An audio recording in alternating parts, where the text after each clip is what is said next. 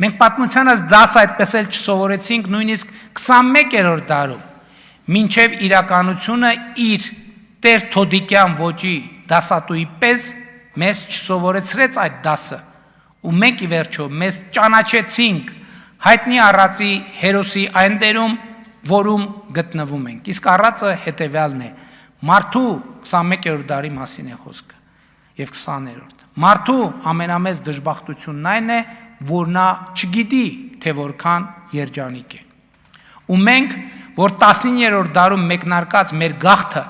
այդպես էլ չէինք դադարեցնել նույնիսկ 1991 թվականից պետություն ունենալու պայմաններում, մենք, որ նույնիսկ պետություն ունենալու պայմաններում շարունակում էինք ավետյաց հայրենիքի մեր փնտրտուքը, միայն պատմության քննությունից կտրվելու վերջին պահին հասկացանք, որ պատմական արդարության մասին երազելու կարիք չկա, ազգային իղձերով ապրելու կարիք չկա, հայրենիքի մասին երազելու կարիք չկա, որովհետև մեր երազանքները եւ իղձերը իրականացված են, եւ Հայաստանի Հանրապետությունը մեր երազանքների հայրենիքն է։ Հայաստանի Հանրապետությունն է մեր երազանքների հայրենիքը։ Մենք շատ դժվար հասկացանք, որ հայրենիքը պետությունն է, որ պետությունից դուրս այլ հայրենիք չկա, եւ մենք որոշեցինք ճանաչել այդ հայրենիքը։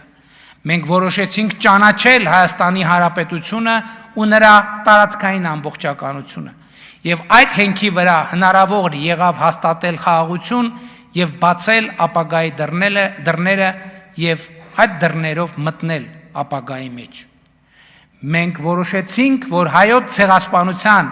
միջազգային ճանաչումը չի լինելու մեր արտաքին քաղաքական օրակարգում, ու մինչ նախադասություններ էինք ձևակերպում մեր հանրությանը բացատրելու, թե ինչու, իրադարձությունները իրենք ցույց դրեցին մի պերճախոս բացատրություն,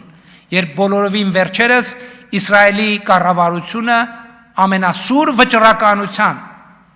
վճռականությամբ հայոց ցեղասպանության ճանաչման process սկսեց, ապա նույնպիսի վճռականությամբ կանգնեցրեց այդ process-ը։ Սա էլ էր մի կարևոր իրադարձություն, որ բացեց վարակույրը եւ մենք բոլորով տեսանք, ստիպված եղանք տեսնել, թե ինչ է կատարվում դրա ետևում։ Միջազգային խաղացողները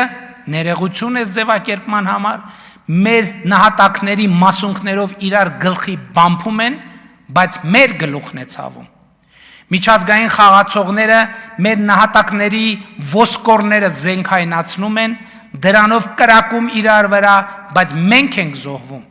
Այնպես ինչպես եղել է 19-րդ դարի վերջին, 20-րդ դարի սկզբին ու վերջին եւ մինչեւ բոլորովին վերջերս։ Մենք պետք է վերջ տանք հայոց ցեղասպանության զենքայնացման այս գործընթացին, որովհետեւ եթե նույնիսկ միամտություն ունենանք մտածելու, թե դա զենք է նաեւ մեր ձեռքին, այդ զենքի կրակոցից էլի ու էլի մենք ենք զոհվել, էլի ու էլի մենք ենք զոհվելու։ Ապրիլի 24-ը մեր ապրիլի 24-ն է։ Ծիծեռնակաբերդի հուշահամալիրը մեր ծիծեռնակաբերդի հուշահամալիրն է։ Ու մենք պետք է խոկանք ծիծեռնակաբերդում խոնարհված ու պետք է որոշենք, որ Հայաստանի Հանրապետությունը բոլոր ժամանակների կոտորածների, տեղահանությունների, ցեղասպանության զոհերի հետնորդների գերեզման չպետք է լինի, այլ հայրենիք պետություն, որտեղ մարդիկ ապրում են ազատ, բարեկեցիկ եւ անվտանգ։ Մենք չպետք է այլևս երազենք այլ հայրենիքի մասին, որովհետև Հայաստանի Հանրապետությունն է մեր երազանքների հայրենիքը, ու մենք երջանիկ ենք, որ ունենք այդ հայրենիքը։ Եվ մեր անելիքը պետք է լինի այս հայրենիք պետությունը զարգացնելը ու այն հարատև սերնդեսերունդ փոխանցելը։